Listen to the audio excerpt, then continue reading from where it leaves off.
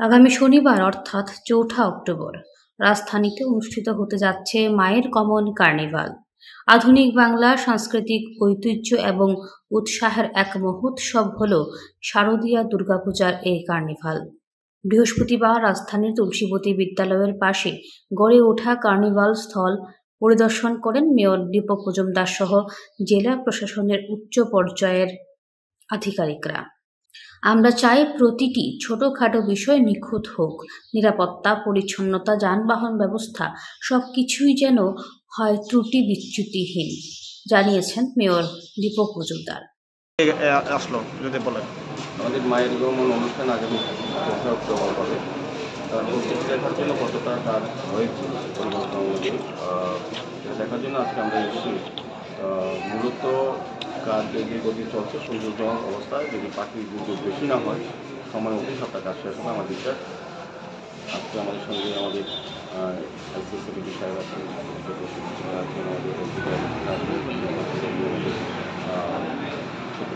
আছেন তাকে এবং অন্যান্য আধিকারিক আছেন, কিছু ডক্টর বা অন্যান্য যারা আছেন, যারা এই কাজগুলি করবেন বা দেখাশোনা করেন প্রত্যেকে এসছেন। আমার বিশ্বাস থাকছে যে মায়ের গমন অনুষ্ঠান বিগত 2-3 বছর করেছেন, 4 বছর বলেছেন, এটা আরও বেশি ভালো হবে সেভাবেই আমাদের প্রশাসনকে ডক্টর থেকে উদ্যোগ নেওয়া হয়েছে। আমাদের মুখ্যমন্ত্রী খুব আগ্রহ প্রকাশ করেছেন এটাতে প্রথম কাজ সুন্দর ভালো হয় সেভাবেই ডক্টরকে আমাদের সরকারের সমস্ত ডক্টরগুলি কাজ করে।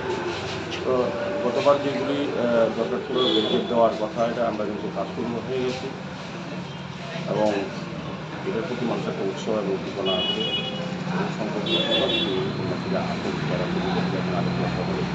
কার্নিভাল একটা বিশেষ জায়গা করে নিয়েছে মানুষের মনে। আমাদের যে ঐতিহ্য, বিশেষ নজর দেওয়া হবে দর্শনার্থীদের সুবিধা, নিরাপত্তা, আলোকসজ্জা এবং পরিবেশ সংরক্ষণে বলেও জানিয়েছেন মেয়র। হবে মাননীয় মুখ্যমন্ত্রী গতবার প্রস্তাব দিয়েছিলেন, সেটা মেনে পুজো উদ্যোক্তারা রাজি হয়েছেন। আমাদের দপ্তরও সরকারও সেভাবে এগিয়ে যাচ্ছে। আমার আশা থাকবে যে গতবার 3 বছর থেকে এবছর আরও বেশি সমাগম হবে এবং এটা ভালো হবে সার্বিক বা সব দিকে। এবং এটার সঙ্গে যুক্ত আছে আপনার প্রতিমা নিরঞ্জন যে দশমিকা সেভাবে প্রস্তুতি নেওয়া হয়েছে। আজকে থেকেই মায়ের নিরঞ্জন শুরু হয়েছে।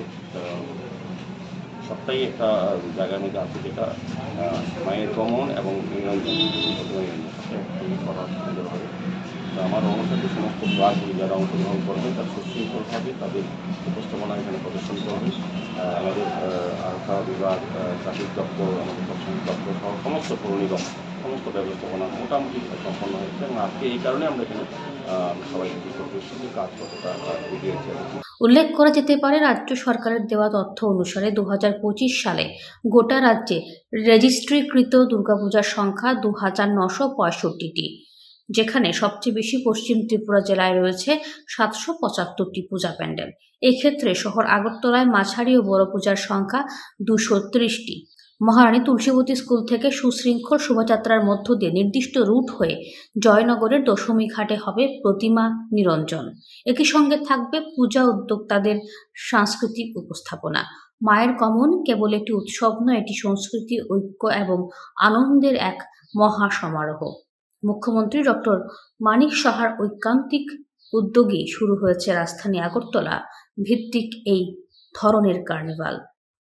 তাই সম্মিলিত প্রচেষ্টায় রাজধানীর ইতিহাসে এক স্মরণীয় অধ্যায় রচনা করতে প্রস্তুত চূড়ান্ত রাজ্য প্রশাসনের। Bureau report, news now.